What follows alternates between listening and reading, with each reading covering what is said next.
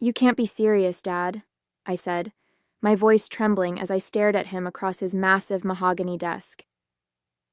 My father leaned back in his leather chair, calm and composed as always, and let out a slow exhale. This is not up for discussion, Catherine, he said, setting his cigar in the ashtray like the conversation was already over. My fists clenched at my sides, but I refused to back down. So that's it? I asked, my words sharp. You'd rather hand everything over to Grant, someone who doesn't even care, than let me prove myself? All because I'm a woman? He didn't even flinch. This firm is for your brother to manage, Catherine, he said firmly. You've done well with your education, and you'll make a fine wife one day, but this is not your place. My name is Catherine Mercer. I'm 26 years old, a Harvard-educated lawyer, and the daughter of Henry Mercer, owner of Mercer and Associates, one of the most powerful law firms in Dallas. My entire life has been about proving myself, excelling in school, debating my way to the top, graduating with honors, so I could follow in my father's footsteps.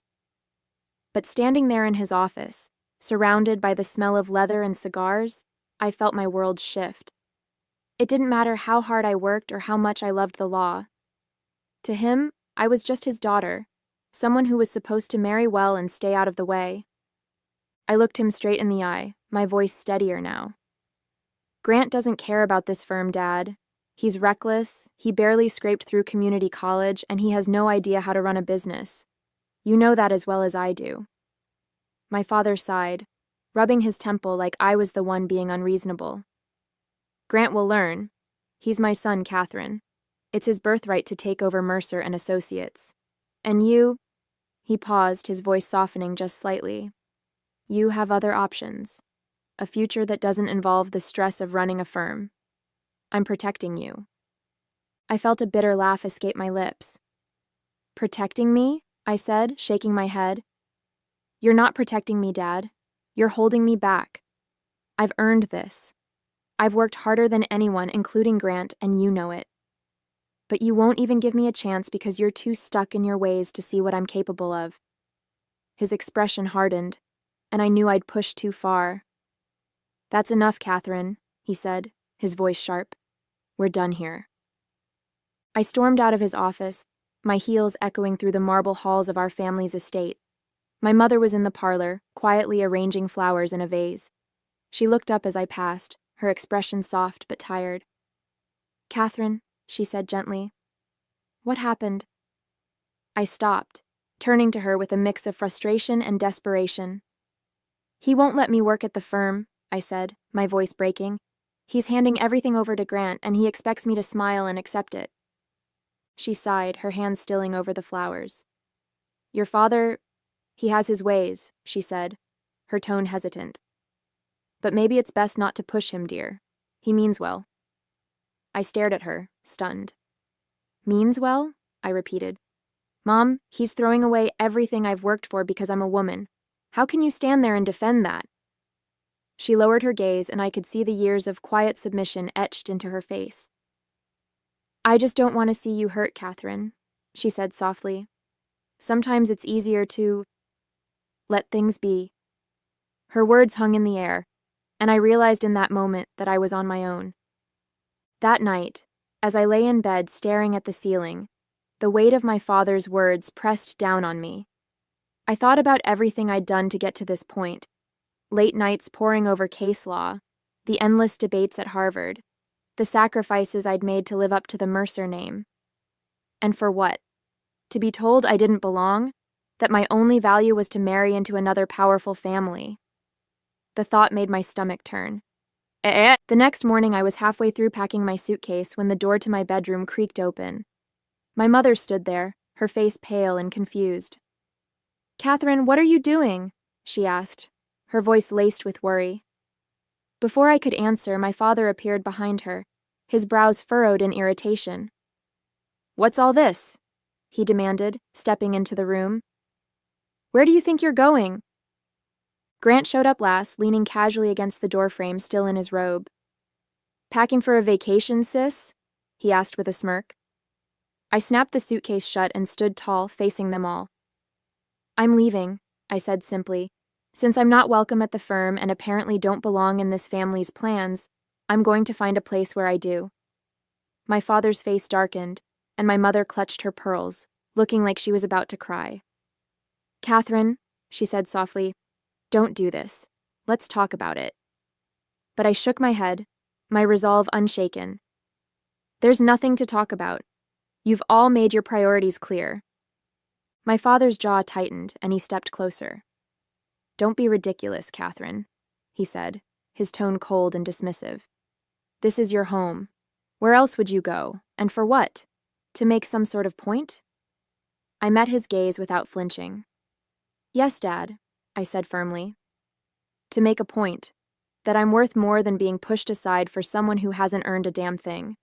You made it clear last night that I have no place in your firm, so I'll find a firm that values what I bring to the table." Grant let out a low chuckle, shaking his head. "You're really making a big deal out of nothing, Kat," he said, crossing his arms. "You're throwing a tantrum just because Dad isn't handing you the keys to the kingdom?" His smug tone pushed me over the edge. "This isn't a tantrum, Grant," I snapped. "It's me taking control of my life, something you've never had to do because everything's been handed to you." My father raised a hand, silencing us both. "Enough," he said sternly. "Catherine, you're not leaving. You belong here with your family." I shook my head, picking up my suitcase. "No, Dad. I belong somewhere I'm valued, and clearly, that's not here." I walked past them, my suitcase rolling behind me as I made my way down the grand staircase. My mother followed, her voice trembling. "Catherine, please don't go," she said softly. "We can figure this out as a family." I stopped at the base of the stairs and turned to look at her, the woman who had spent her life swallowing her own voice to keep the peace. "Mom," I said gently, "I love you, but I can't keep pretending that things will change if I stay." "They won't." My father stood at the top of the stairs, watching silently, his face unreadable. Grant leaned against the banister, clearly unfazed, like my departure meant nothing. I opened the front door and turned back one last time. "When you're ready to treat me like more than just a daughter who needs to marry well, you know where to find me," I said, my voice calm but firm. Then I walked out, the crisp morning air hitting my face as I closed the door behind me. For the first time in my life, I felt truly free. I didn't look back after leaving that house. Within days, I secured an interview at one of the most respected law firms in Dallas. They didn't care that I was a Mercer. All they cared about were my credentials and my drive. When I walked into that office, I wasn't Henry Mercer's daughter. I was Catherine Mercer, Harvard graduate and determined attorney. By the end of the week, they offered me a position, and for the first time, I felt like I belonged somewhere for what I could do, not for who I was. The work was challenging but rewarding, and I thrived in an environment where I wasn't constantly being compared to someone else. My new boss, a sharp and modern man named Richard Hayes, took me under his wing. He valued my insight and pushed me to take on more responsibility. Within a few months, I was handling high-profile cases and earning the respect of my colleagues. It wasn't the life I had envisioned for myself growing up, but it was mine, and that made all the difference. As much as I was thriving professionally, the nights were harder. Cutting ties with my family wasn't easy, no matter how justified it felt. There were moments, quiet ones, like coming home to an empty apartment after a long day, when the weight of it all would hit me. I missed my mother's gentle presence, even if she never stood up for me. I even missed the chaos Grant brought to the house, as infuriating as he was. But what hurt the most was knowing my father didn't think twice about letting me go. Months passed, and I poured everything I had into my work. The cases were demanding, often leaving me in the office late into the night, but I thrived under the pressure. With each victory, my confidence grew. I wasn't just a lawyer anymore. I was a force to be reckoned with. Richard Hayes, my boss, started assigning me to more high-stakes cases, and soon I was gaining a reputation as one of the firm's rising stars. The growth wasn't just professional, it was personal too. I learned to stand on my own, to make decisions without worrying about whether they would please my father or fit into the mold my family had crafted for me. Every step forward felt like proof that I was more than they had ever given me credit for. I wasn't just Henry Mercer's daughter, I was Catherine Mercer, and I was making a name for myself on my own terms. One afternoon, Richard called me into his office. It was spacious but unpretentious, a reflection of the man himself. He gestured for me to take a seat and leaned back in his chair, his piercing blue eyes studying me intently. "Catherine," he began, his tone measured, "I have a case I think you're ready for. It's high stakes, complicated, and it's going to put you in the spotlight." I nodded, intrigued. "What's the case?" I asked, leaning forward slightly. He hesitated for a moment, then continued. "We're representing a client in a major litigation against Mercer and Associates. They're suing your father's firm for negligence in a contract dispute. The stakes are enormous and the case is gaining attention." He paused, watching my reaction closely. The words hit me like a ton of bricks. My stomach tightened, and for a moment, I couldn't speak. "You want me to represent someone suing my father's firm?" I finally said, my voice steadier than I felt. Richard nodded. "I know it's personal, Catherine, but that's exactly why I want you on this. You know how Mercer and Associates operates, and you're one of the sharpest lawyers we have. If anyone can win this case, it's you." I took a deep breath, trying to process what he was asking. "Richard," I said slowly, "you realize what this could mean for me, personally and professionally. This isn't just another case. It's my family." He leaned forward, resting his elbows on the desk. "I understand that," he said firmly. "But this is your chance to show what you're capable of, to take on the people who underestimated you and prove them wrong. Think about it, Catherine. This could be the defining case of your career." I sat back in the chair, the weight of the offer settling heavily on my shoulders. "This is a lot to take in," I said, my voice quieter now. Richard nodded, his expression understanding. "I don't expect you to decide right here and now. It's a big ask, Catherine, and I know how personal this is for you."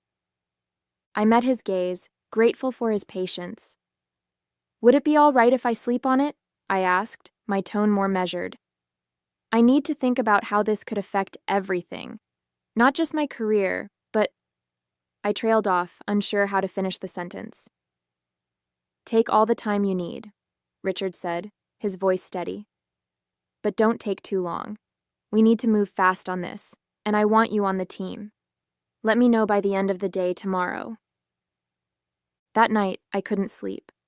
I lay in bed, staring at the ceiling, my mind racing with everything at stake.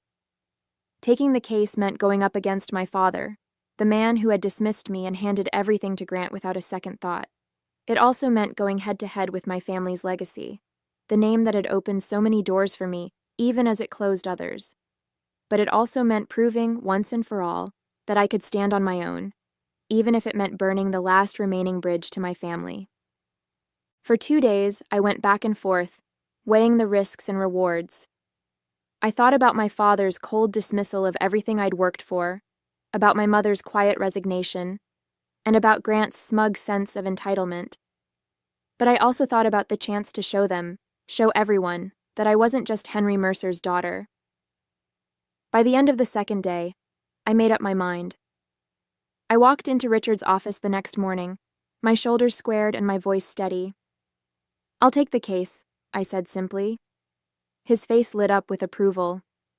"I knew you would," he said with a grin. "Now let's get to work." The day of the first litigation proceeding arrived, and the tension in the air was palpable as I entered the courtroom. I clutched my briefcase tightly, my heels clicking against the polished floor with every step. My client walked beside me, confident in my abilities, but all I could think about was the moment I knew was coming. As I approached the front of the courtroom, I saw them, my father and Grant, sitting at the opposing table. Their faces turned toward me, and as soon as our eyes met, I felt their shock hit like a tidal wave. My father's jaw tightened, his eyes narrowing as recognition dawned. Grant's mouth fell open slightly, before he quickly masked his surprise with a smug smirk, though I could see the unease in his expression. I set my briefcase on the table and met their stares head-on. I wasn't going to look away or falter. I was here to do a job, and nothing, not their surprise, not their disapproval, was going to throw me off.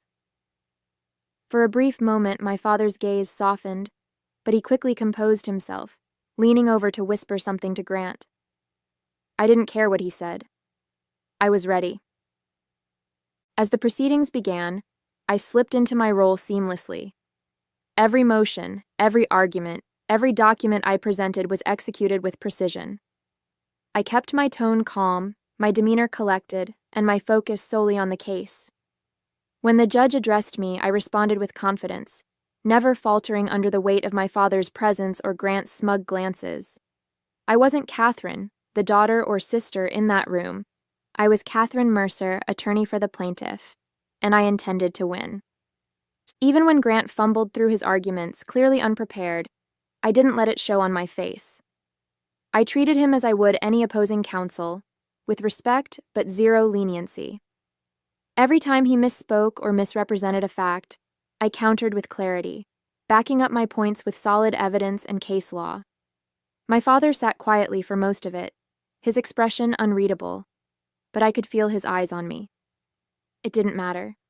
I wasn't there to earn his approval anymore. I was there to do my job, and I was doing it well. After a few sessions, it became painfully obvious, at least for my father and Grant, that I was dominating the case. Every argument Grant brought to the table crumbled under the weight of my counterpoints. His inexperience was glaring, and my preparation left him scrambling for answers he didn't have. My father tried to step in once or twice, but even he couldn't salvage the damage Grant had done. The tide was turning fast, and everyone in the room knew it. By the fourth session, their side proposed a settlement. I could see the frustration etched into my father's face as their counsel approached mine with the terms.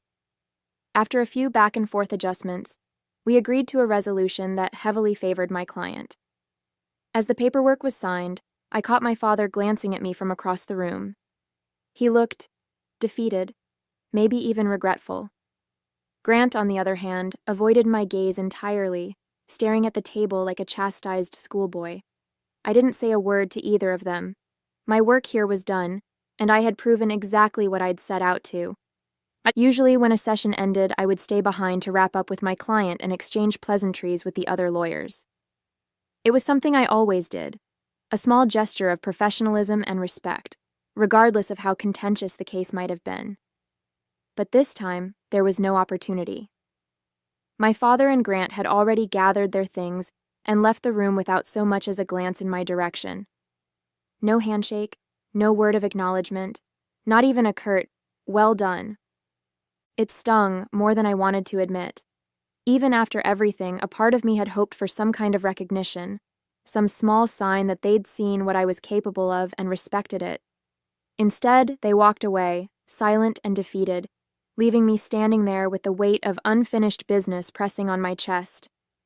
I took a deep breath, brushed it off, and refocused on my client. I had won the case. That was what mattered. That evening, back at the firm, my colleagues greeted me with applause as I walked through the doors. Richard was the first to approach, clapping me on the shoulder with a proud grin. "Well done, Catherine," he said, raising a glass of champagne. "You were flawless in there. That settlement is a big win for us, and your client couldn't have asked for a better advocate." The team had set up a small celebration in the break room, complete with drinks and hors d'oeuvres. My client even stopped by to express their gratitude, shaking my hand firmly. "You were incredible, Catherine," they said.